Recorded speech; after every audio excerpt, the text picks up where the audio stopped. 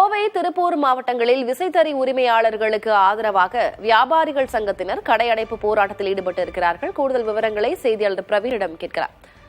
பிரவீன், விசைத்தறி உரிமையாளர்கள் அவர்களுடைய கோரிக்கைகளாக முன்பாக என்ன வைக்கப்பட்டது? அவர்களும் போராட்டத்தில் ஈடுபட்ட காட்சிகளை நம்ம சில நாட்களுக்கு முன்பாக பார்த்திருந்தோம். அவர்களுக்கு ஆதரவாக இப்போது வணிகர்களும் கடையடைப்பு போராட்டத்தில் ஈடுபட்டு வருகிறார்கள். அங்கு இருக்கக்கூடியவர்கள் என்ன சொல்கிறார்கள்? என்ன விவரம்?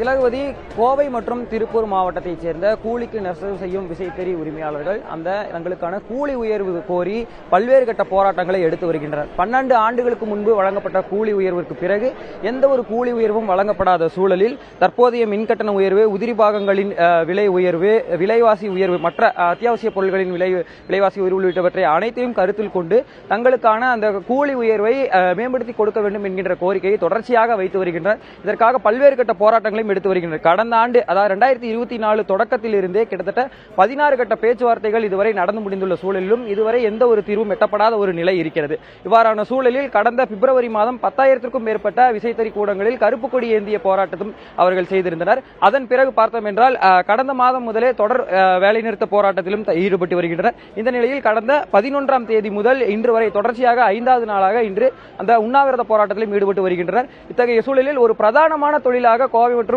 திருப்பூர் புறநகர் பகுதியில் இருக்கக்கூடிய இந்த விசைத்தறி உரிமையாளர்களுக்கு ஆதரவாக அவர்களது கோரிக்கைகளுக்கு அரசு செவிசாய்க்க வேண்டும் என்கின்ற அந்த ஒரு வலியுறுத்தலை முன்வைத்து சோமனூர், தெக்கலூர், கண்ணம்பாளையம், கருமத்தம்பட்டி உள்ளிட்ட பல்வேறு பகுதிகளில், கோவையின் புறநகர் பகுதியில் இருக்கக்கூடிய பல்வேறு பகுதியில் இருக்கக்கூடிய வியாபாரிகள் சங்கத்தினரும் இவர்களது போராட்டத்துக்கு ஆதரவு தெரிவித்து கடையடைப்பு மற்றும் கதவடைப்பு போராட்டத்தை நடத்தி வருகின்றனர்.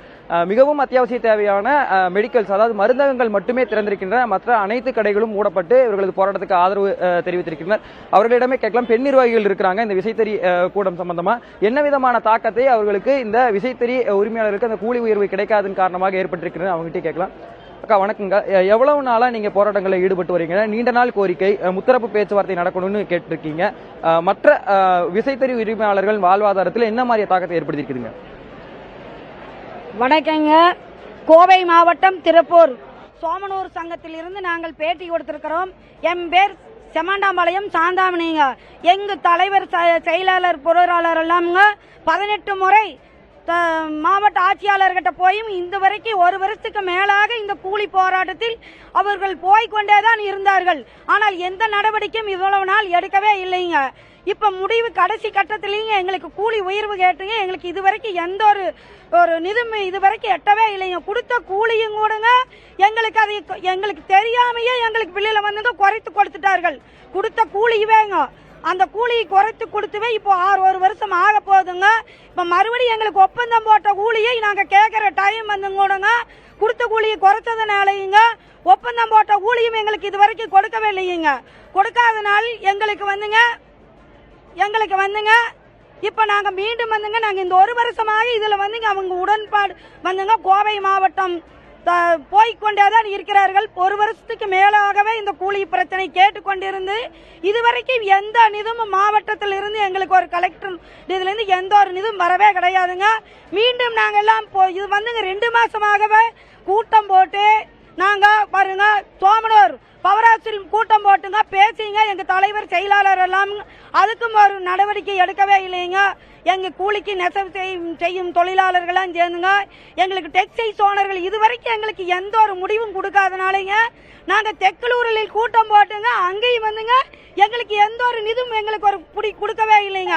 நாங்க மீண்டும் எங்க தலைவர், செயலாளர், பொருளாளர் எல்லாம் சேர்ந்துங்க மாவட்ட ஆட்சியாளர்கிட்ட போயிங்க மறுபடியும் மீண்டும் கேட்டதுக்குங்க அவங்க நாங்க வந்து ஒன்னே மொண்ட முடியாதுங்க, நாங்க உனக்கு தறி ஸ்ட்ரைக் பண்ற தவிர்த்து எங்களுக்கு எந்த வழியும் இல்லைன்னு கேட்டதுக்குங்க மாவட்ட ஆட்சியாளர் உங்களுக்கு தெரிந்ததை நீங்கள் செய்யுங்கன்னு சொல்லிட்டார்களாட்டு இருக்குதுங்க. அதுக்கு மறுபடி தான் எங்க பொருளாளர் தலைவர்கள் வந்துங்க எங்களுக்கு தறி நம்ம போராட்டம் பண்ணினா தான் நம்மளுக்கு கூலி கொடுப்பாங்க டெக்ஸ்டைல்ஸ்காரன்னு சொல்லிங்க.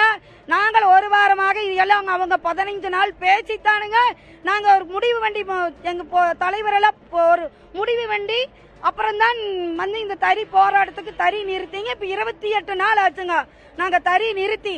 எங்களுக்கு இதுவரைக்கும் எந்த நிதியும் இல்லைங்க. 24 நாள் நாங்க 24 நாளைக்கு மேலே நாங்க உண்ணாவிரதம் இருக்கிறோங்க. இன்னைக்கு வந்துங்க 28 நாள் ஆச்சுங்க. இன்னைக்கு 5 நாள், இந்த 5ஆவது நாளுங்க. எங்களுக்கு இதில் எந்த முடிவும் எடுக்கலையினால் மீண்டும் என்ன நடவடிக்கை வேணால் நாங்க பெண்கள் ஆண்கள் எல்லாரும் சேர்ந்துங்க என்ன வேணாலும் நடக்குங்க.